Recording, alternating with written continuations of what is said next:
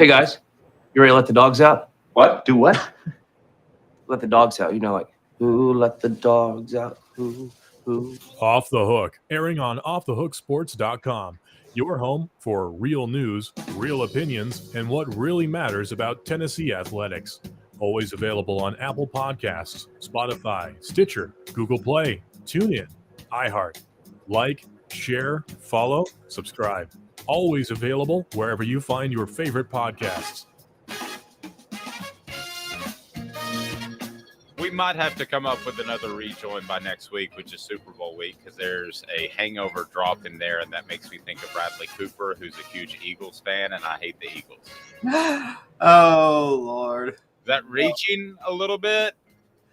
I mean, Watching him celebrate with that classic Eagles jacket on over the weekend is horrible. you know, just for you, Dave, I hope that Bradley Cooper doesn't just celebrate, but like celebrates like in the obnoxious, like Wedding Crashers Bradley Cooper way. You know, like I hope he's that type of character. The NFC Championship game with the two teams I hated the most. So I was like, is there any way both teams could tie and not go to the Super Bowl and they just take the AFC teams? That's what I was rooting for. But boy, are we lined up with a big show today. Ryan Callahan will join us with GoVols247 Sports, and we will get with the recruiting rhino to talk some recruiting with him as Tennessee with the big junior day that we mentioned. We'll do that here in just a couple of minutes as Ryan will join us. Looking forward to that and a lot more on the program today, as I got a little feedback from the Stetson Bennett comments that I made.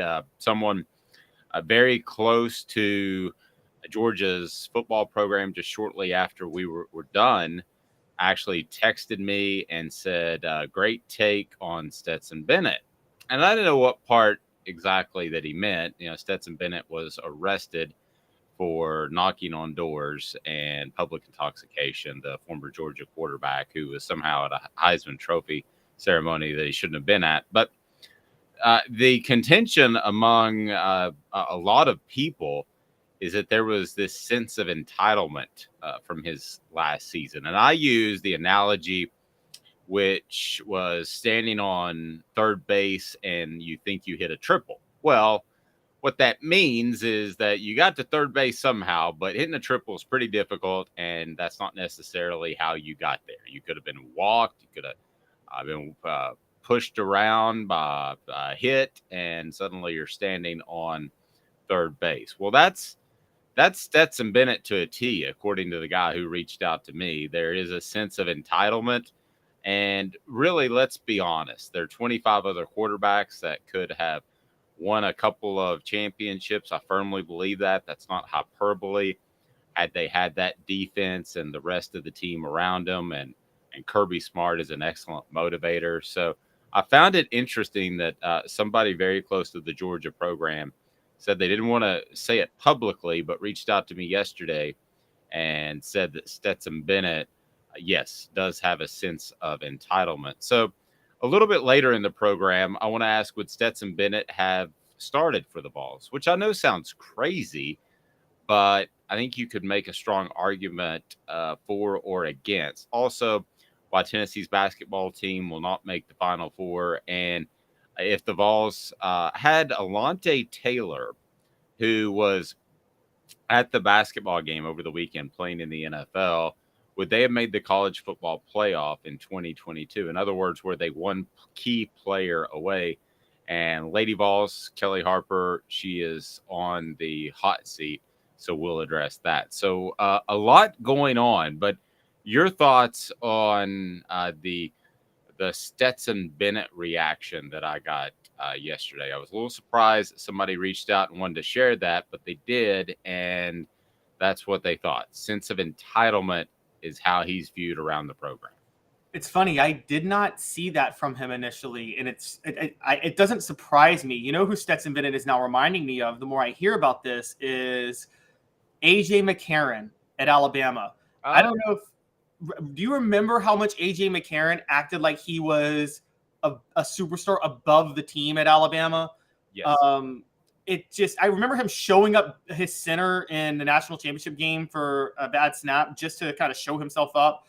I also remember after Alabama lost to Auburn on that kick six, A.J. McCarron wasn't with the rest of his team. He went to go hug his mom, his grandmom, and his supermodel wife or girlfriend at the time, the one that Britt Merceberger was so obsessed with.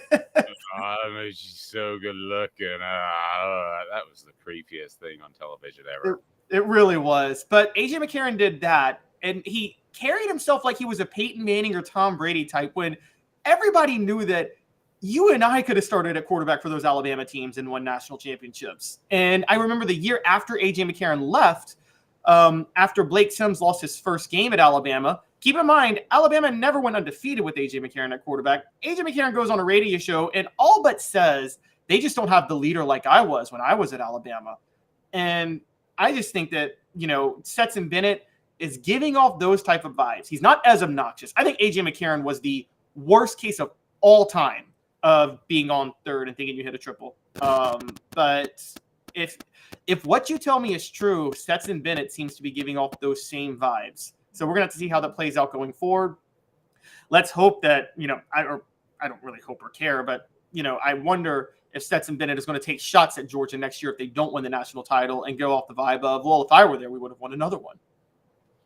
Yeah, and you don't want to walk into an NFL locker room with a sense of entitlement. It's one thing to come in, and I'll tie this back to Nico, that I think he's come in with a sense of confidence, but not cockiness, not a sense of I step in, I'm going to start. He's from people I talk to that are within the program, just very impressive. I talked to somebody just recently that it was just, they were really worried about, this person was worried in particular that he could come in and kind of be this cocky young man with all the attention he's gotten, but that hasn't been the case.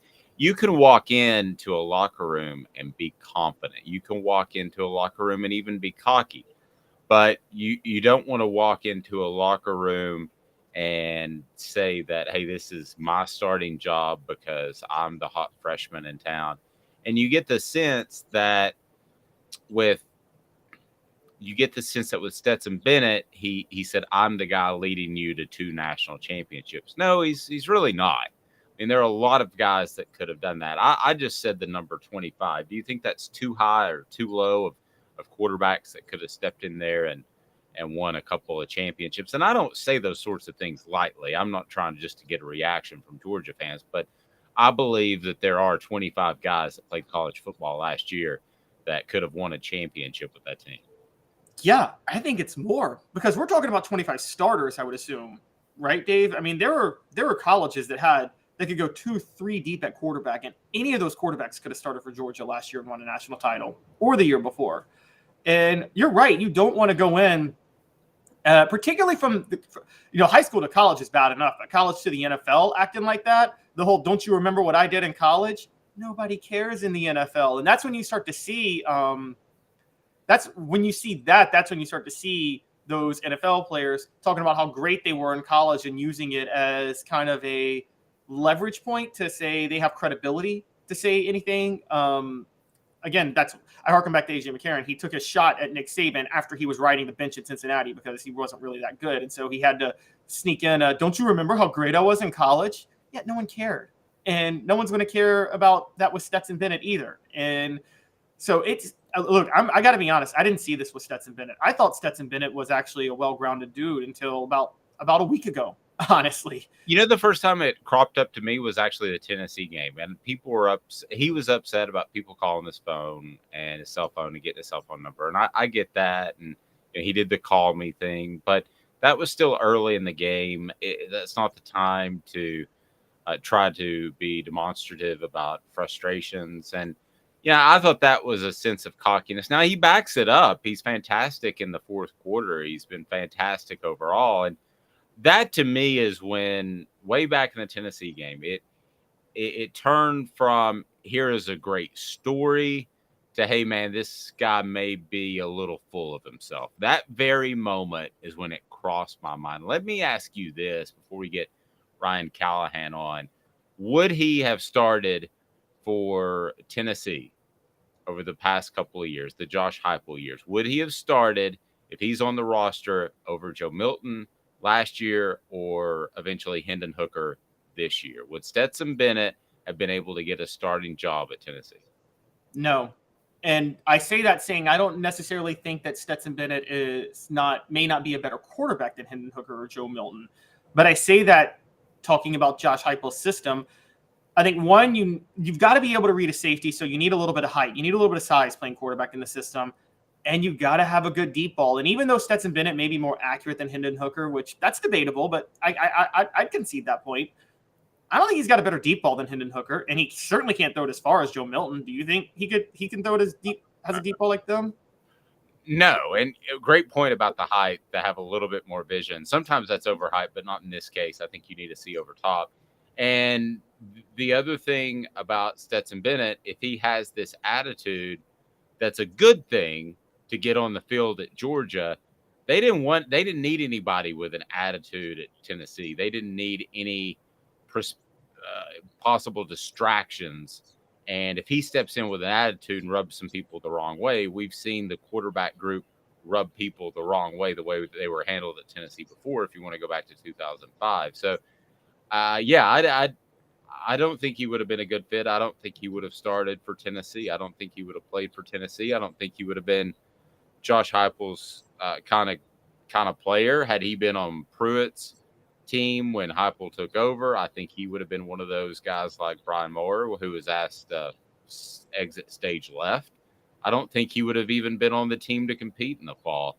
If what I'm told yesterday, based off of our conversation, that he's entitled is true. Listen, there was no room for anybody to be entitled on this team. I don't care if you'd started 40 games coming into the season.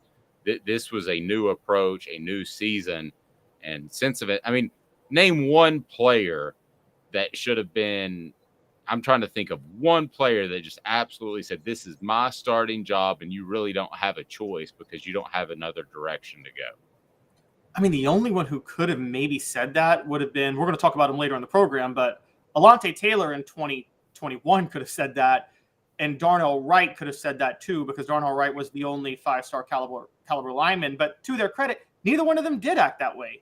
Darnell Wright really willingly sacrificed his draft stock for a year by moving to left tackle to help the team, which, I harken back to, here's a 05 story for you, Dave. Remember when the coaches wanted to force Jason Allen into safety, and he played it for 1 year, and then he said, I'm not coming back for my senior year unless you let me play cornerback? Yes, I do remember that. Darnell Wright is a great example of a selfless player. And I was just talking about last year's team in particular. Darnell Wright probably could have said, I only want – or, you're right. He's a natural right tackle in the NFL. But left tackle is a little bit sexier. So he could have said, I want to stay at left tackle. Because that's a sexier position. Typically, those guys get drafted higher. At either point, he could have said, I prefer this position over the other, and had Tennessee over a barrel. And he didn't choose to do so. What he chose to do was, hey, where do you need me? And that's commendable. But Darnell Wright's probably the one guy that could have thrown his weight around, pun intended, but he didn't choose to. And listen, maybe that's exactly what Georgia needed, was a guy that felt entitled, was a guy that felt cocky, was a guy that felt as if he were overlooked and tried to get benched on multiple occasions. But there's just a fine line when that goes too far. And I say this not for Georgia's sake. Good for you. You won 2 championships with him, and that's fantastic. I mean, you can't get any better than that.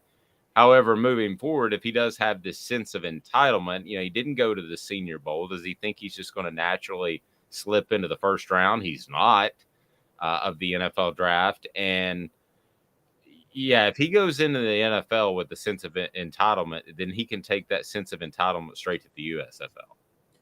Yeah, I'm going to be a little I'm going to be a psychologist for a minute. And I'm going to say sometimes the worst thing that can happen to somebody is when they constantly prove people wrong, because they start to think they're invincible when that happens. And so when anybody's telling them they shouldn't be a certain way, they don't listen, because they're like, I've already proved all these other people wrong, so why do I need to listen to you? I'm just going to transition into music for a minute, and I'm going to say, guys, that's what happened to Kanye West. Kanye West spent years proving everybody wrong in the music game, to the point that he felt he could do whatever he wanted because he had so constantly proven people wrong. So when people were saying, Kanye, don't do that, Kanye, don't say that, he's like, why do I need to listen to you? I've gotten this far not listening to anybody. And let's go to the Kanye expert, Ryan Callahan.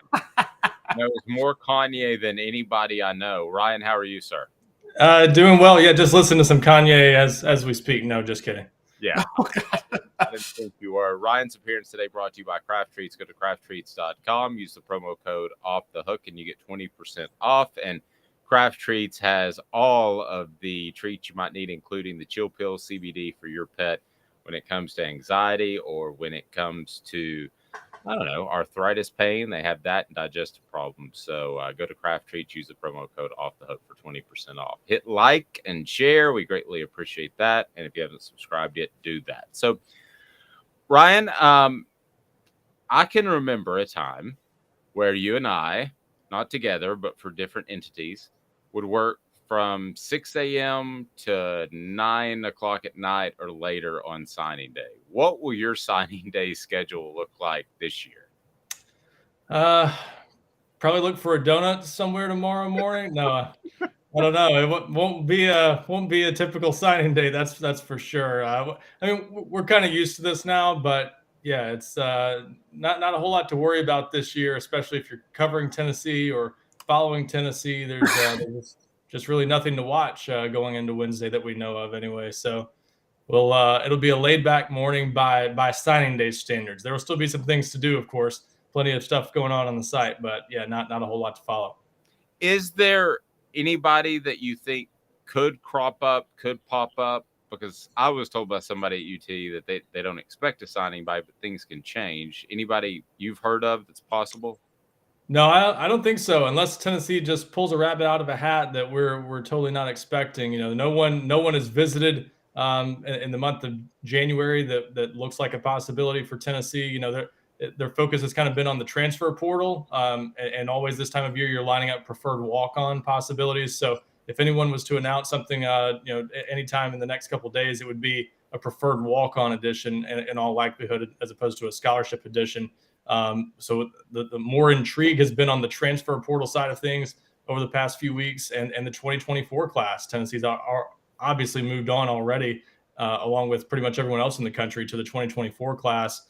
Even if you're trying to add a couple more names late to the 2023 class, that's something you have to do. But that's kind of been the focus for Tennessee, just the portal in 2024. And anything that happens tomorrow would be completely out of left field and totally unexpected. So, no, I don't really think there's anyone to watch. I can remember one time suggesting an early signing day, and I was on the air at that particular time, and somebody from Tennessee's recruiting office texted me and said, that would absolutely kill us. Are you an idiot? I was like, well, the latter may be true, but in retrospect, has this early signing day, as you see it and how it's evolved, has it really affected Tennessee one way or the other, or they just kept right up with what they would have done?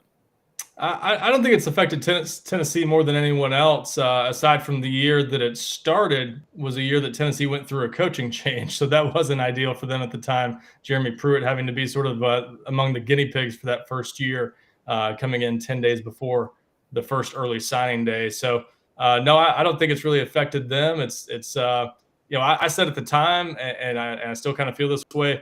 It was the early signing period was addressing a problem that didn't really exist. If the concern was for guys to be able to sign something 6 or 7 weeks early, depending on how the calendar falls, that doesn't help a whole lot. And if the concern was early enrollees having something to sign because they used to just enroll and when they went to class or did their first thing on campus, essentially that locked them in with that school. That mechanism is already there. That doesn't give you something to sign on a certain date, but it still finalizes your decision. So there really wasn't much of a need for this, and it hasn't really solved anything. It's just created another problem, which is 90% of guys are signing during the early sign period, give or take. Some years 85%, but it's a high percentage, and there's pressure now to sign in December. So it's just moved the signing day as opposed to giving kids an option to sign early. It's not something that I think they maybe envisioned it being something where half or more of the kids would choose to sign early but it would just give kids another option and they would choose to wait. But really the reality is if you're committed to a school and you don't sign in December, there's usually a problem, or you're just an elite player who wants to take a little more time. Ryan, I want to transition a little bit to, we were talking recruiting classes, and Tennessee's already focused on 2024, like you said. As you know, the 2023 class was largely built before the 2022 season happened. The 2022 class was built while Tennessee was largely under a first-year head coach in a disaster of a program because of the NCAA investigation, and nobody knew what was going to come out. So for me, always, the 2024 class was going to be the first class where you could truly evaluate what Tennessee is going to recruit like under Heupel, assuming they maintain the level of success that they've had in recent years. Is that kind of the feeling among people covering Tennessee recruiting heavily and on Rocky Top, that the 2024 class is going to be the first like the magical class almost, if you want to say?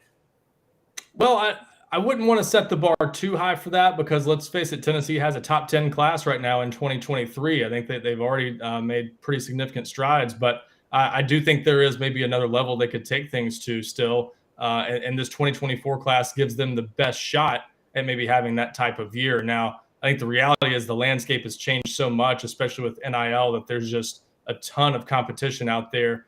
15, 20 top programs getting good players every year now, I think is going to be the situation, with that being a factor for a lot of players in their recruitments. We've seen schools like Miami, and Texas A&M was the one that really benefited a couple of years ago, we think, from NIL being a factor, and signed that historic #1 class a couple of years ago.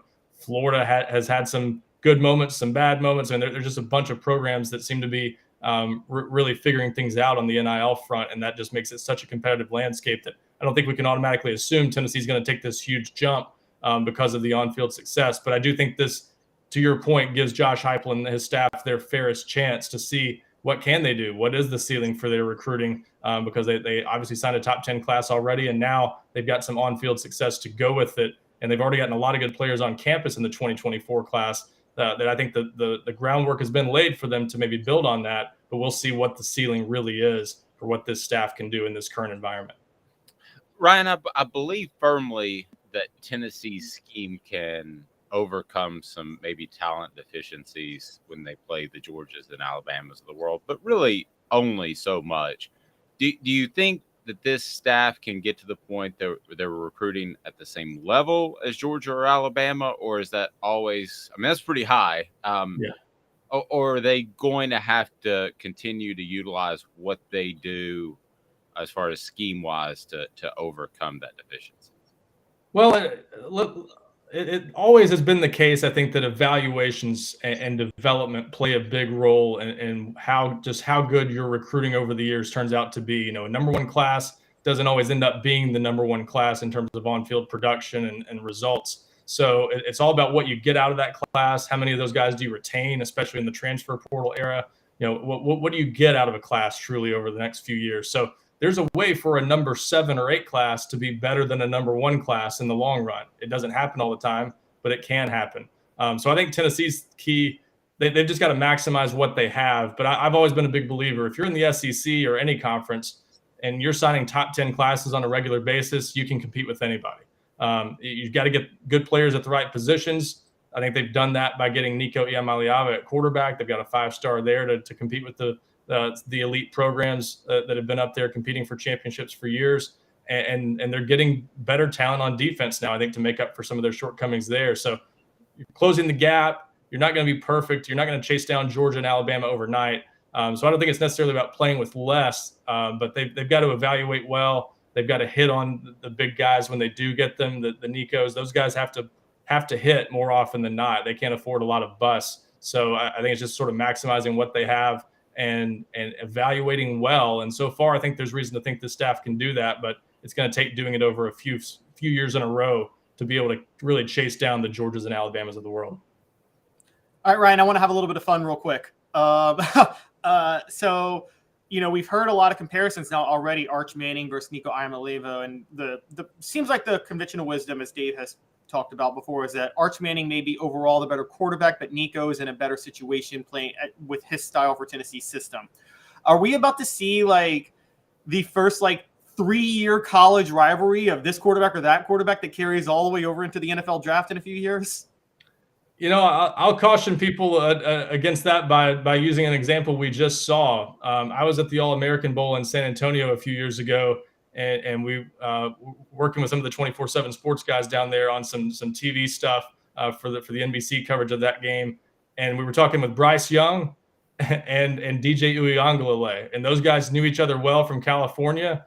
They were the number 1 and 2 players in the country, and they were going to Alabama and Clemson, 2 teams that had been playing for championships. We thought we might be about to see those guys go head-to-head for a couple of national championships, and it didn't work out that way, at least not yet. So quarterback's one of those positions you just don't know. Even with the elite of the elite guys, the bust rate is pretty high. They're 40 or 50% of them just won't work out for one reason or another, or they'll disappoint a little bit, or they'll have injury problems. There's always just something at that position that can happen. So I wouldn't assume that. And I think there's some other good quarterbacks in this class. Dante Moore, Malachi Nelson, some other really good quarterbacks going to other schools.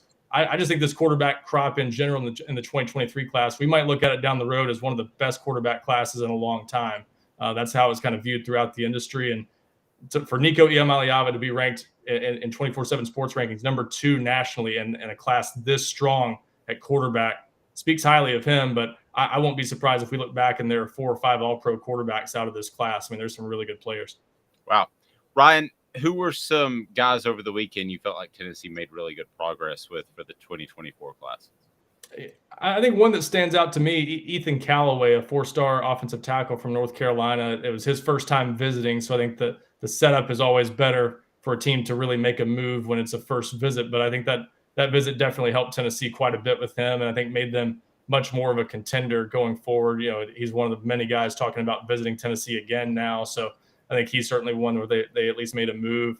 I think in-state Kamaro Brown, a cornerback from Memphis that they've been heavily involved with for a while. I think he's liked Tennessee for a while, but I think definitely the Vols have some momentum there coming out of that visit. So there were several guys really that I think they made at least some progress with. But Ethan Callaway was one in particular that just because he was visiting for the first time and didn't really know what to expect at Tennessee. I think that first visit really impressed him and gives Tennessee a chance, with him being from North Carolina, especially just next door, for them to get him back on campus in the coming months and have a chance to really be a factor for him. Ryan Callahan, GoVols247. What do you got cooking? How can people follow your work? Yeah, as you just mentioned the site there, GoVols247.com. You can sign up right now actually for 60% off your first year through our signing day sale. Even if there's not much to watch on signing day for Tennessee fans, we are still celebrating signing day in that way. So take advantage of that sale while it's up through tomorrow. But yeah, full coverage of Tennessee's junior day wrapping up. All the visitors, got a story up right now with some details on some of those guys they made moves with, and much more in the coming days. Basketball, baseball, football coverage as well. So plenty to check out at GoVols247.com. Ryan, be good, man. It is still so weird to me that National Signing Day is not what it used to be. But I'm sure if something breaks out there, you'll be on top of it. I appreciate it, man. That's right. Yeah, have the coffee ready for all the news coming tomorrow, right? Yeah, you don't have to stay up till 7, 8 o'clock for Julian Battle to flip his signee because he wasn't old enough to sign his papers. I remember that was one of my favorite stories. That may have been before your time. Is that before your time? That was a little bit before my time, yeah. Yeah, I'm old. Ryan, have a great day, buddy. I appreciate you. You too. Thanks a lot, Dave. Ryan Callahan, he does a great job. I call him the recruiting rhino. I tried to get that to stick. It never did. I'll tell you what is stuck in the realty field is Andy Mason of AndyMasonRealEstate.com. Go there. Don't find yourself in a position that costs you thousands or tens of thousands of dollars by going with the wrong realtor, because Andy Mason has the best service and has the best prices, bar none. That's AndyMasonRealEstate.com, AndyMasonRealEstate.com. Over 40 years of experience right there in his office, AndyMasonRealEstate.com. Coming up on the program, we will get to the Alontae Taylor discussion that we kind of kicked around here a little bit earlier. He was at the game over the weekend, the Tennessee-Texas game. And I want to ask the question, how big of an impact would one cornerback last year have made for the Vols? He's Caleb Calhoun. I'm Dave Hooker. Back in 2 minutes off the Hook Sports. family has been creating jewelry since 1986, each piece unique with a story all its own. I'm Rick Terry with Rick Terry Jewelry Designs. I'm a jeweler, and I want to be your jeweler. We're grateful that you chose us to be Knoxville's best jeweler. My family and staff look forward to serving you. So please come see us. Kingston Pike and Campbell Station Road in the heart of Farragut, and downtown on Gay Street, right next to the Tennessee Theater. Inflation has risen to the highest level in over 40 years, according to the April 2022 U.S. Inflation Calculator. Will your investments provide you the income you need in retirement? Are you losing purchasing power of your savings due to inflation? Simply stated, if the cost of goods and services are 8% higher and you're only earning 4% in your investments, that money buys you less of what you need. Right now is the time to act. Call Guardian Investment Advisors today. Hey folks, Gary Viles here. I want to personally invite you to North Knoxville's newest sports bar and restaurant. It's Big Orange Phillies, located in Black Oak Center. And yes, folks, it's happening in Halls. Big Orange Phillies offers family-friendly environment with homemade meals and the best deli-style subs around. Billiards, darts, jukebox, shuffleboard, and cornhole, and a full bar. We also offer valet parking on weekends and during special events. We even have a covered back patio. It's happening at Big Orange Phillies. We want, we need, and we appreciate your business. Hi, Mike Davis here with City Heating and Air, reminding you to always dare to compare. Our team provides quality local heating and air service, installation, and maintenance across East Tennessee. We use only the best equipment like American Standard heating and air conditioning for your residential, new construction, or commercial needs. Honesty, dependability, and customer satisfaction have been the cornerstones of our business since 1961. City Heat and Air. Dare to compare. Chattanooga, we're at it again. For the 5th year in a row, you voted us best of the best criminal and DUI law firm. And finalists for best law firm and best personal injury firm. Thank you for the love, Chattanooga. We won't let you down. Do you want to own the more that owns every job? Then get to Vassey Lawn and Garden in Cleveland and get you a Toro. I'm David Vassey, here to talk to you about Toro. With a Toro Zero Turn, you'll get more out of every minute and you'll reach the finish line faster. At Vassey's, we like to say, no matter if you're mowing 3 acres a week or 11 lawns a day, homeowners and business owners alike find confidence in equipment they can trust from top to bottom. Vassey Lawn and Garden, Highway 60 North in Cleveland. Man alive, it's worth the drive. Got cataracts? We can fix that. Never miss another moment. With a little help from Doctors Campbell, Cunningham, Taylor, and Hahn at cctis.com. I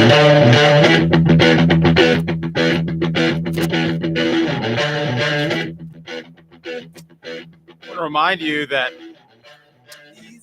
Zool Beer is the official craft beer of Off the Hook Sports. Zool Beer Company is in downtown Knoxville. They have parking, worldwide award-winning craft beer.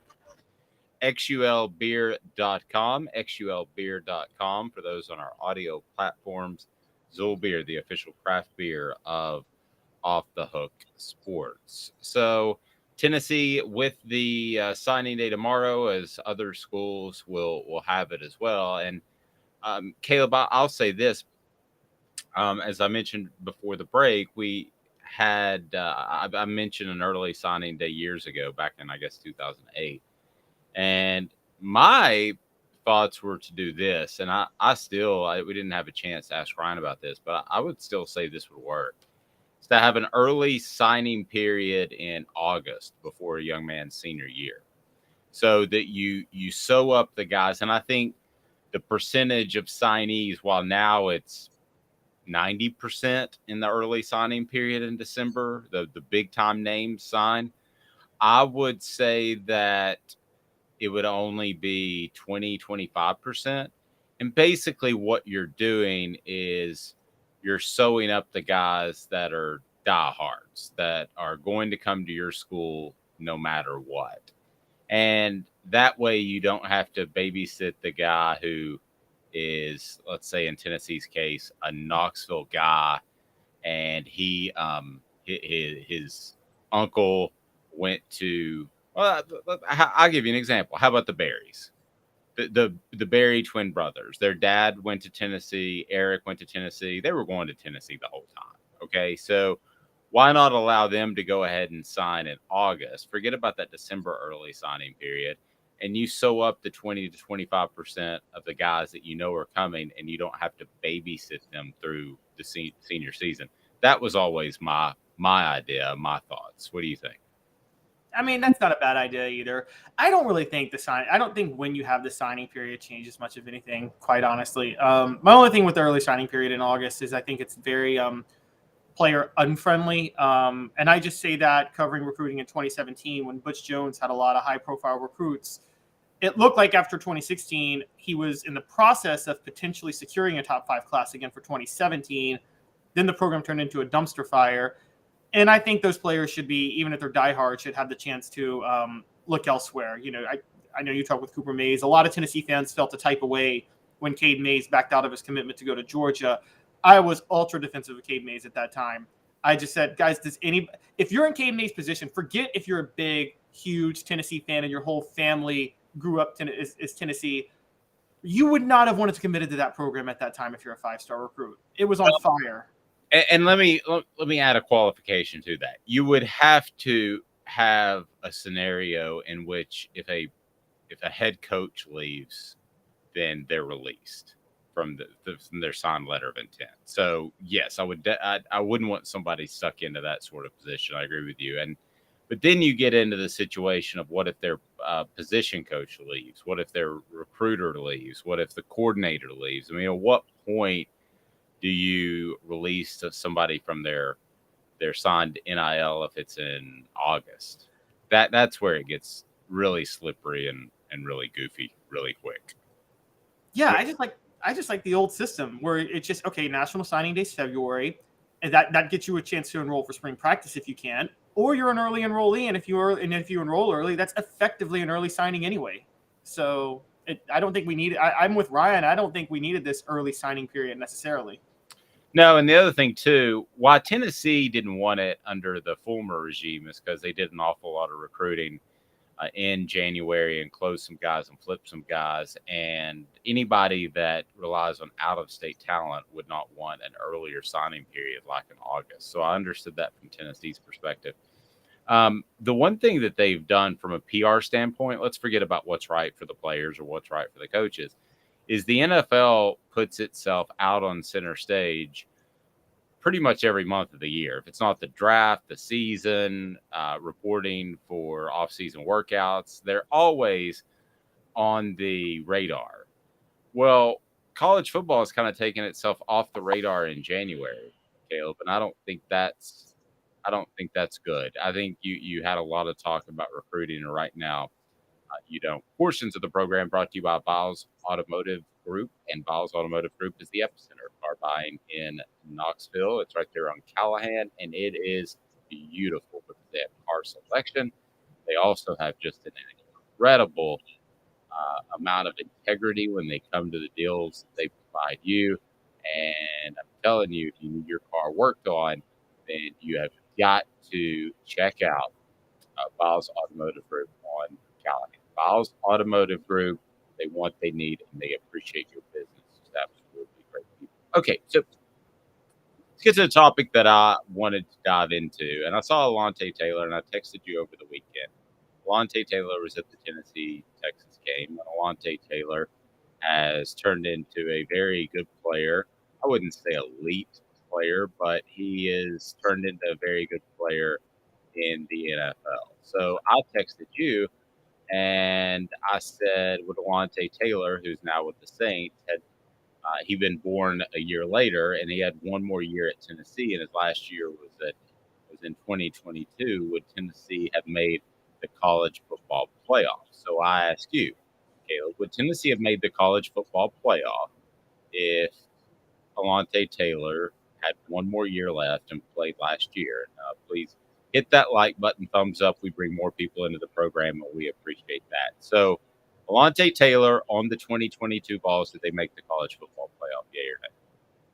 Yes, I'm going to say yes. Alontae Taylor, technically he did have a year of eligibility left, but right. I mean, I'm not going to blame him for not taken advantage of that year. Like, he knew he was going to be a high draft pick given his senior year. Tennessee, one of the reasons they had very limited flexibility in the secondary this year was because they didn't have that one lockdown cornerback.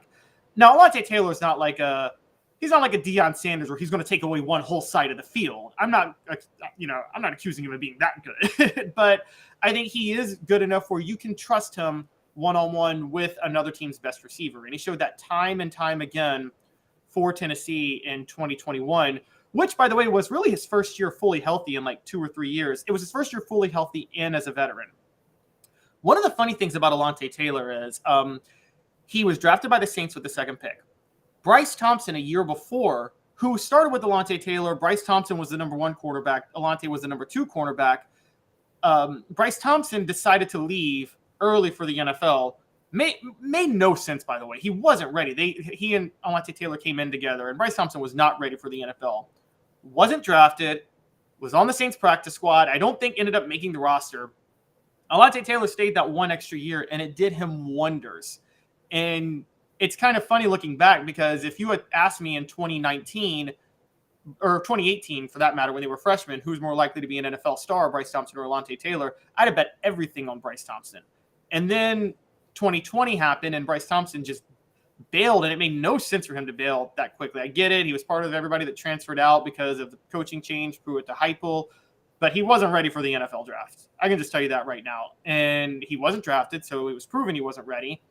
And now Alontae Taylor, who stayed 1 more year, became a 2nd-round draft pick, is probably going to be the Saints' full-time starter at cornerback next year, 2 years in. I think if Alontae Taylor is playing for Tennessee in 2022, he shuts down one side. He doesn't shut down, but he helps with one side of the field at cornerback against South Carolina. He allows Tim Banks more flexibility on what to do on the other side, even without Jeremy Banks. And Tim Banks could probably dial up a few more blitz packages that he was more comfortable doing when Jeremy Banks was in the lineup. And I think that would have given Spencer Rattler a lot more trouble than it did.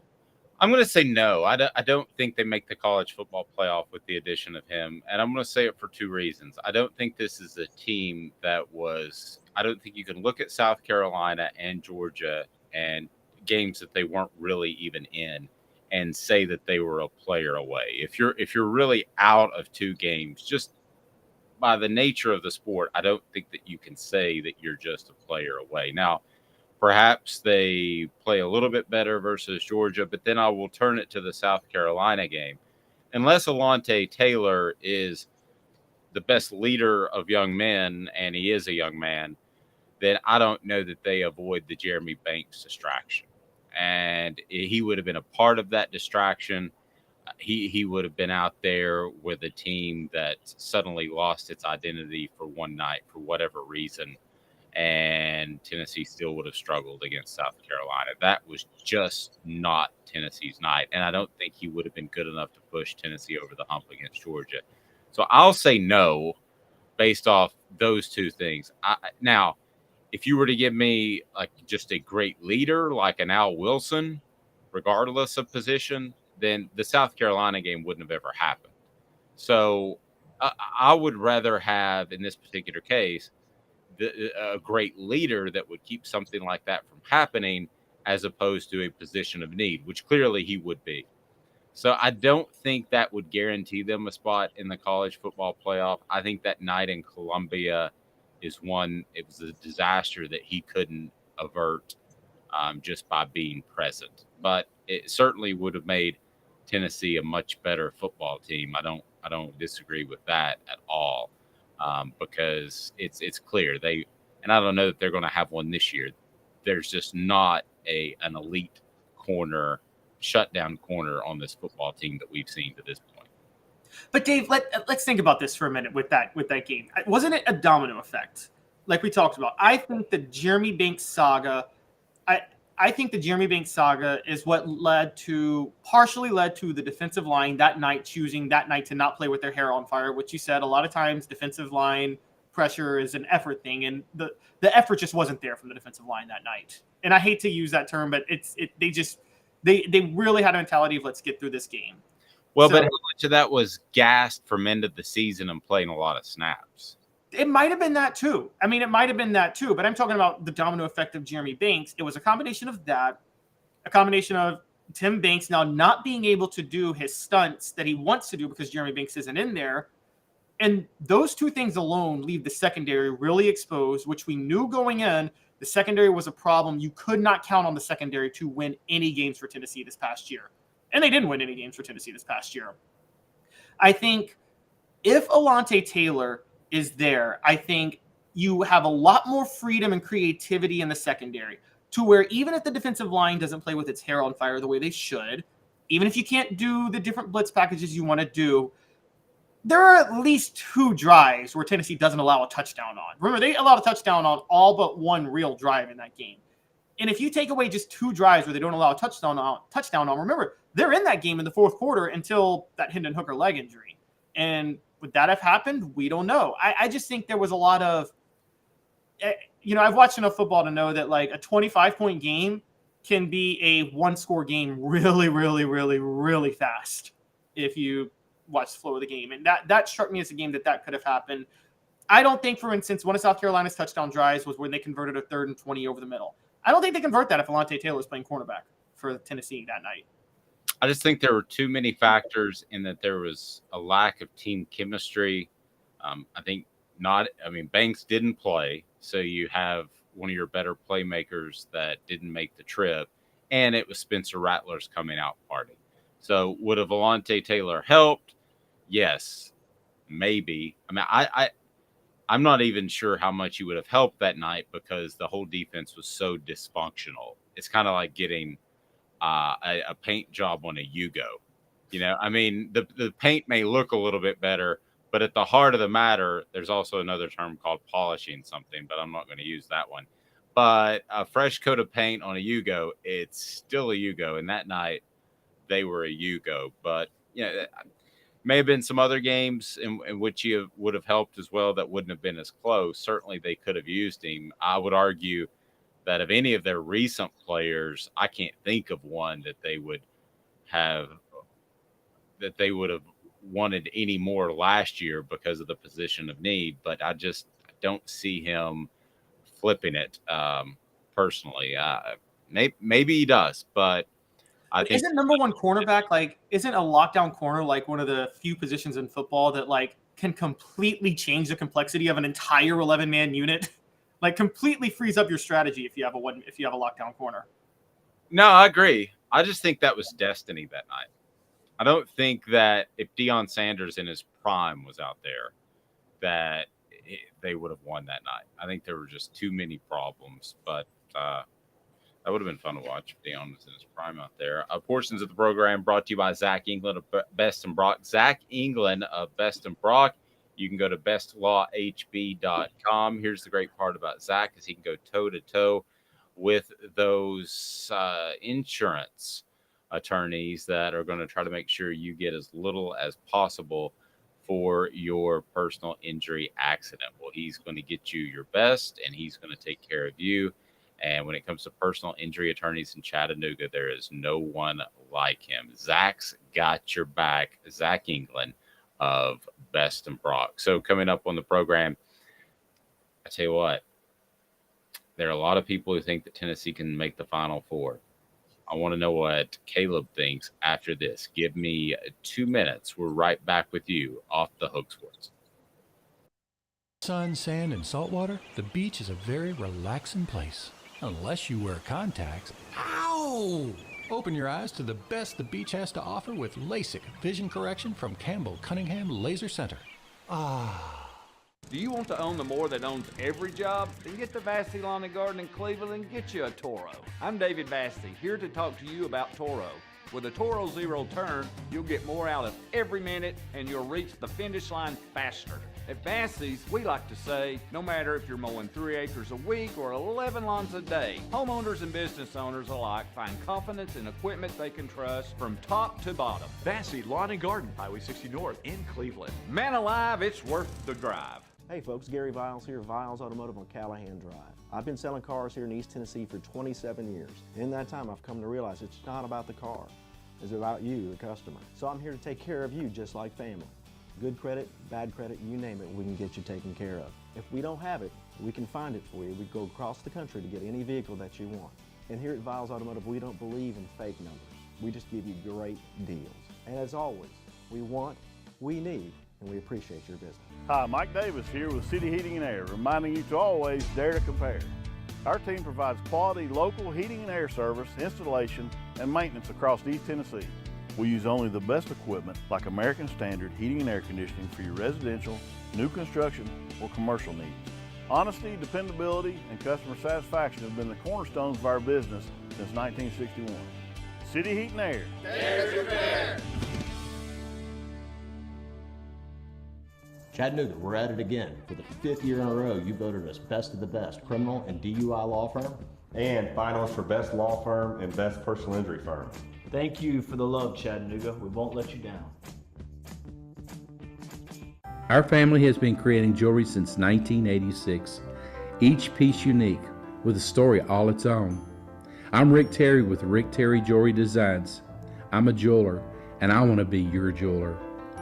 We're grateful that you chose us to be Knoxville's best jeweler.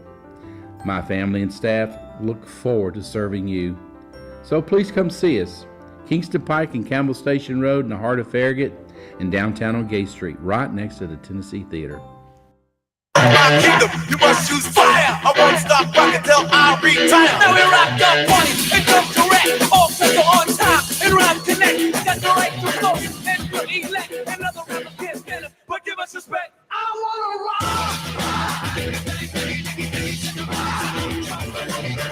Whoever put this song together had a lot of free time. Welcome back to the program. So Caleb says that Alontae Taylor would have been no help last year. No, he says Tennessee makes the college football playoff. We'll get your thoughts on the message board if you want to go ahead and weigh in. We'd love to see that. And does Tennessee make the college football playoff if Alontae Taylor is a part of this team? So he was at the game on Saturday, which leads us right into Tennessee basketball. A great place to watch Tennessee basketball is Big Orange Phillies on Maynardville Pike. Big Orange Phillies just has fantastic food. I'm here to tell you, if you're anywhere in the North Knoxville area, Big Orange Phillies is for you. Big Orange Phillies is close to Maynardville. It's close to North Knoxville, like Halls and Carnes, Tal, and all that area.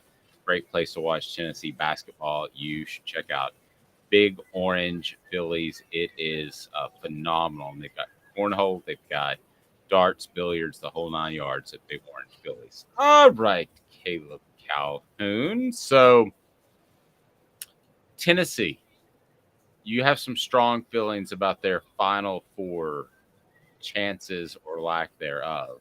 I hate to say this and be Mr. Negative Nancy, but as long as Rick Barnes is the coach, I've always got questions about his teams advancing to the Final Four. I believe it's only happened once, correct? So, I mean, to me, it's it wouldn't be a great shock if they didn't make the Final Four. And at some point, this would be an incredibly tough decision because Rick Barnes is so likable. Tennessee's administration may have to ask themselves, are we okay with just making the tournament, or do you need somebody that's a little bit more elite if they get bounced out in one of the first two rounds? So what are your thoughts? Tennessee in the Final Four, yay or nay? Nay. I can actually address Rick Barnes' issue soon too, but I want to say nay, and I'm going to break this down why. So for all of you guys, before we get in, I want to send a shout out to Jimmy Hyams. He's got a piece up right now on our site on the ingredients to make the Final Four and the things that go into play. And he has a lot of great takes: point guard play, defense, rebounding, toughness, free throw shooting. And he actually is almost there in his take on why Tennessee could struggle to make the Final Four. He talks about the offense and says that they have these 4 to 5 minute droughts where they don't score, and they're not always great at getting to the basket when things break down. Both things are true. And he also talked about the fact that there is a belief that Barnes is so obsessed with toughness and playing tough defense throughout the year that it kind of wears you down when the tournament comes. But there's one glaring reason they won't make the Final Four. It's a huge one. Tennessee, in that Texas game that everybody thought was a complete game, was 6 of 19 from 3, 31.6%. On the year, they are 33.9%. No one since the shot clock has been moved back to 30 seconds in 2015. which that was long overdue, by the way. College basketball was a terrible sport before they moved the shot clock down to 30 seconds. No one has made the Final Four not shooting at least 36% from three. Guys, it's a new day of college basketball. It's getting a little bit closer to the NBA in this way, in the sense that the analytics have made this clear. The three-point shot is more important than the mid-range shot. Rick Barnes seems to be allergic to some of the changes in college basketball. He still loves defense. He still loves, having 2 to 3 big guys for the size advantage, and he'll sacrifice three-point shooting for that. Guys, I'm going to say this. Defense does not win championships in college basketball. It doesn't. People who tell you defense and toughness wins championships are people who think Hoosiers made sense as a movie. Okay, yesterday was Gene Hackman's birthday. That whole pass 4 times before you score would be the dumbest strategy in any level of basketball, in any era of basketball. And I've never actually seen Hoosiers the whole way through. Well, Hoosiers was about an undermanned team. The true story somewhat in Indiana that won the state title, but they, it was the 1980s, so they tried to Gene Hackman be the coach, all about team ball and fundamentals and all those lame things that they talk about, and as if other teams don't stress those stuff. But I think I get the concept of Hoosiers, the great underdog story. But here is what frustrates me about this Tennessee basketball team. This should not be an underdog story.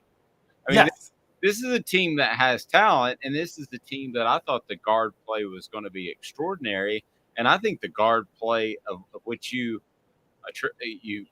mentioned with the three-point shooting has been very average. I mean, how would you describe the guard play to this point in the season?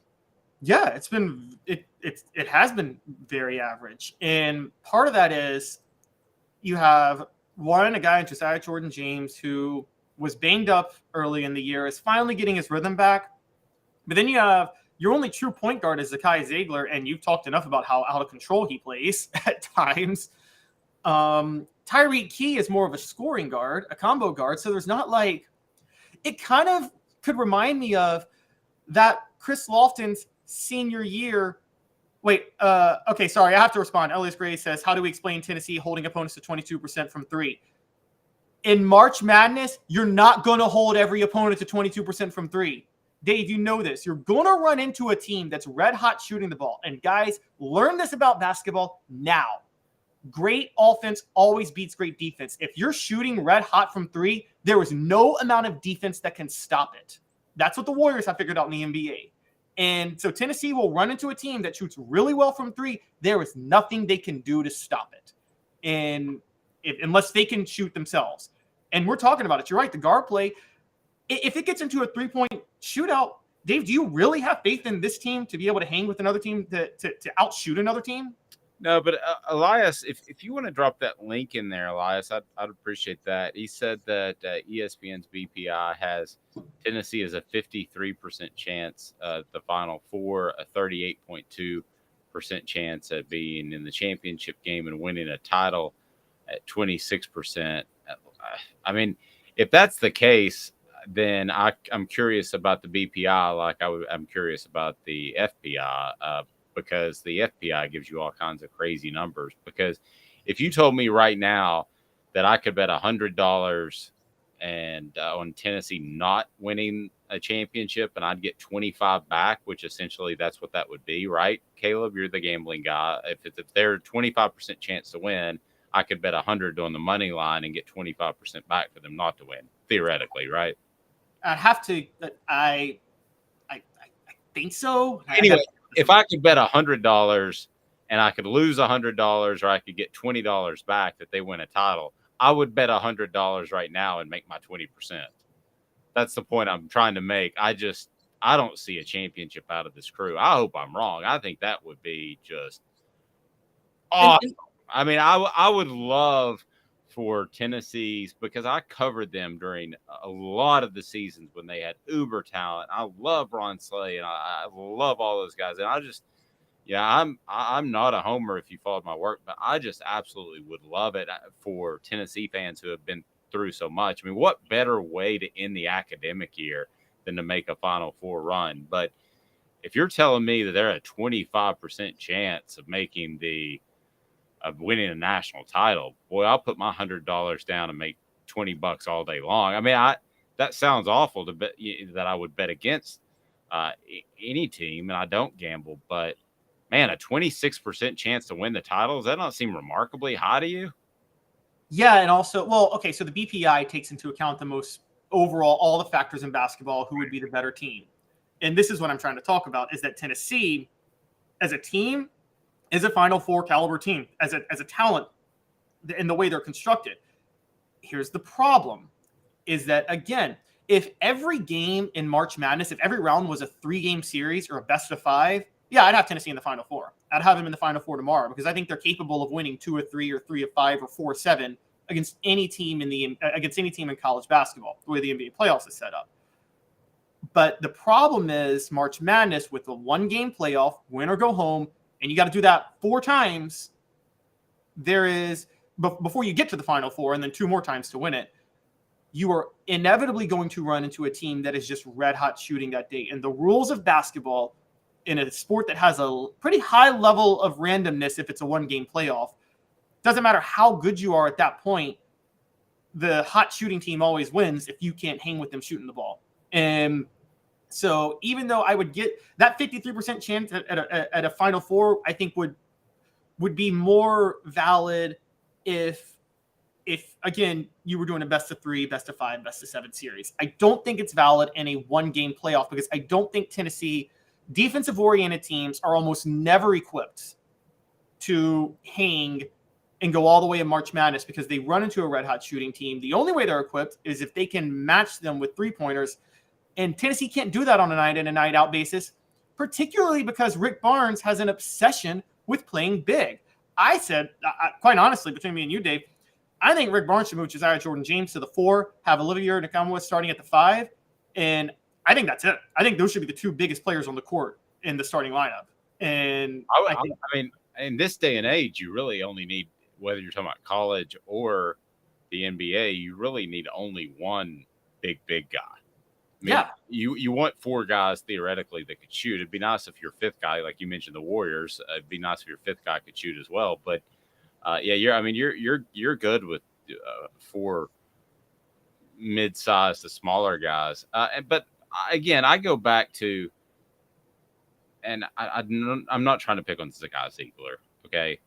But I thought he was going to step up in a leadership role, and he got benched at one point in the season. So at what point during an NCAA tournament run does everybody look for a leader and he's not there? Who's the leader right now, Caleb? I think healthy Josiah James is the leader, but he hasn't been there all year. And he hasn't been fully healthy all year. So I would trust Josiah James.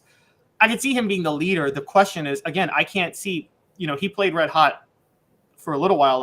I think it was about a week ago, but can you turn to Josiah James to be able to hit shots from outside regularly? Hell, Santiago Vescovi has actually been pretty inconsistent this year relative to what he's been in years past. And so I just think that, again, I've covered enough Rick Barnes teams to know this is what's going to happen. There's going to be a team that, and people think last year was that Michigan plays big, and so that's how Tennessee struggled.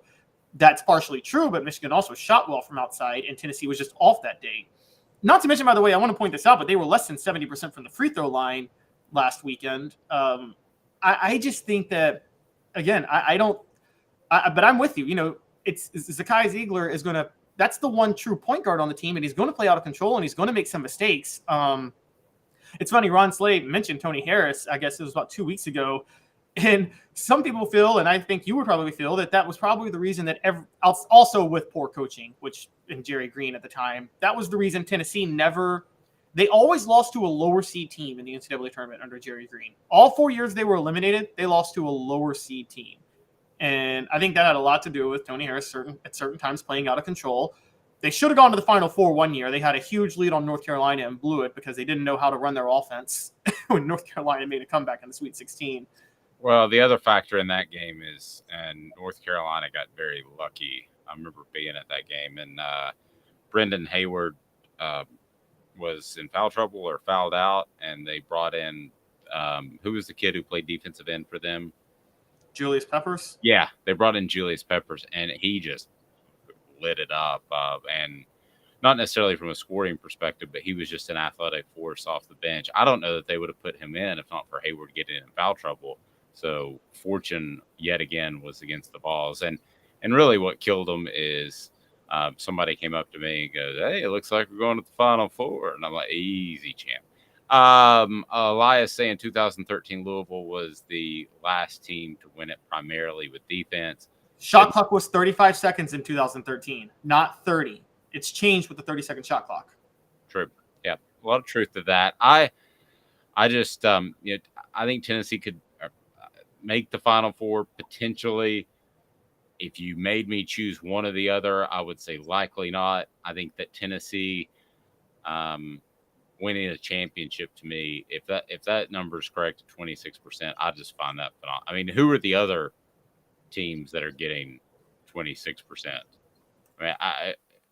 I mean, Caleb, who are the other? I mean, the thing is right now in basketball, there is not a dominant team this year. And it feels like we say that almost every year, but it's especially true this year. And how many teams do you think could win a national championship in college basketball this year?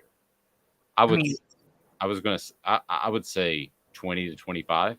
I agree. I think it's wide open because I don't think any team is that stand out. I mean, Tennessee, we're talking at Tennessee number 2. Purdue's number 1, and Purdue's kind of built a similar way. They actually shoot worse from 3 than Tennessee does, and they're 21-1 right now. I think that's crazy to think about. I don't think either of those teams can win it. Now, people are going to bring up Tony Bennett and Virginia in 2019. They are all defense, half court, all that stuff. But Virginia, what people forgot about that Virginia team was they were really efficient offensively. Yeah, they were. Think Georgia in football this year, where Georgia kept games low scoring, but it wasn't like Georgia couldn't have scored 50 points a game if they wanted to. They just felt like that Virginia team, if it had to get a score at some point in the game, like it was getting out of hand, that Virginia could get a score. And they ran a lot of back cuts and things like that. But didn't you just feel like if they needed to at some point in the game, whether it's a stop or run or it's at the end of the game, that Virginia team was going to get to?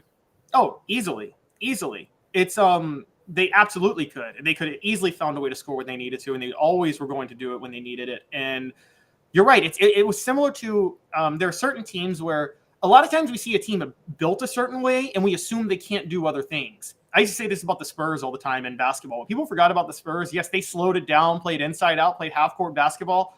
But if you tried to turn up the tempo, they could hang with you because they'd have Tony Parker and Bruce Bowen just running the court to keep up with you. So it wasn't like they couldn't turn up the tempo. It was that they chose to play this other way because that was where they had their best advantage. And that was that Virginia team in 2019. Now, if someone chooses to create a shootout with Tennessee basketball in the NCAA tournament, I don't think Tennessee can hang. Portions of the program brought to you by Vassy Lawn and Garden. Man alive, it's worth the drive in beautiful Cleveland. Vassy Lawn and Garden is within driving distance from Chattanooga, Nashville, and Knoxville. And they have the industrial mowers for your fleet. They have the commercial mowers if you're starting up a landscaping company, or they've got the residential mowers, the right ones. Toro, count on it. And they've got the blowers, hedgers, trimmers, all that you need right there. So lastly, your thoughts on the Lady Vols, since we're talking hoops. Lady Vols, Kellie Harper, over the weekend. 2 big games, 2 big moments. College game day in town for Tennessee, UConn, and Tennessee gets blown out. Guys, it's time to start talking about Kellie Harper's hot seat. I really like her and what she did for the Lady Vols. She won 3 national championships in 4 years, although, again, that's like Derek Fisher winning 5 rings with the Lakers if you look at how loaded those teams were back then. This is her 4th year on the job. And, they had and she was cursed by injuries last year. I understand that. And they didn't make the Sweet 16. But this year, yes, Tamari Key got hurt. It wasn't like they had fallen out of the top 25 by the time Tamari Key got hurt. She built this team for depth. They were a top 5 team to start the year. I don't really want to hear from anybody that it's hard to live up to Pat Summitt's legacy. It's hard to do this, or Kellie Harper won a national championship playing for Tennessee. Look at the recruits that are on this team. There's 5 stars all over the place, by the way. Look at what they're doing right now. This isn't about living up to Pat Summitt's legacy. This is about living up to the recruiting classes that came to this team that you put together, and it's in your 4th year, and it's just not cutting it. And I think we're seeing a lot of obsession with, women's college basketball has also turned into stretching the floor a little bit now. A lot more three-point shooting, at least mid-range shooting now in the sport. And you're seeing a commitment from Kellie Harper to the style of play that won Pat Summitt 8 national championships. Well, that style doesn't exist anymore in women's basketball. You can't have 2 tall, lengthy post players that can't come out and defend the stretch 4, or that can't stretch at least a little bit from the basket on offense to shoot. You just can't do that anymore. And I think the Lady Vols are living and dying by a brand that doesn't exist. No, Elias says they failed to improve over the course of 4 years. It's a matter of when, not if. Pull the plug. I tend to agree with that. And listen, I would not hire anybody that had even met Pat Summitt. And it's not a knock on Pat Summitt. It's just any tie to her just reminds everybody of how great things are. And here's the simple fact. It's never going to be like that again. And it's not because just the absence of Pat Summitt. Pardon me. Pat Summitt helped, excuse me, build a sport to the point that it is pretty impossible to dominate like she did. That's not going to be the case. You go into a typical season in the 90s, and there were sometimes 1, in the case of 98, her team. There were 2, there were 3, maybe 4 at the most teams that could really win a title. Otherwise, it was a massive upset. Nowadays, there are 12, 14, 16. There are a lot more teams that can win a national title in the women's game. So Pat Summitt helped build that and get that to the point that she wanted it to. So Pat Summitt, if she were still coaching today, God rest her soul, would probably be frustrated when she didn't win a championship. But I hope that deep down she would say to herself, I helped build this sport to where it's not just 1 or 2 teams, Tennessee and UConn, year in and year out. And it's not. And it hasn't been. And that's just absolute kudos to her and what she did for the sport. It was self-sacrificing, as it turned out, from Tennessee's perspective. City Heating and Air Conditioning, cityheatandair.com. For over 50 years, they've provided East Tennesseans with honest, dependable heating and cooling service. Check them out in the Knoxville area. They will absolutely give you exactly what you need. If your HVAC unit is having problems, and a lot of you listening, it will have problems when that warm weather hits. And there's nothing worse than having a mad, hot wife. So City Heating and Air Conditioning, and not hot in a good way. I'm talking about she's just hot. I mean, they will take care of it. And if it just needs a minor tune-up or something, they'll do that. If you need a new unit, that's the best way to go. They can do that, but they're going to give you the right recommendation. Integrity matters. City Heating and Air, City Heat and Air. He's Caleb Calhoun. I'm Dave Hooker. This has been a presentation of Off the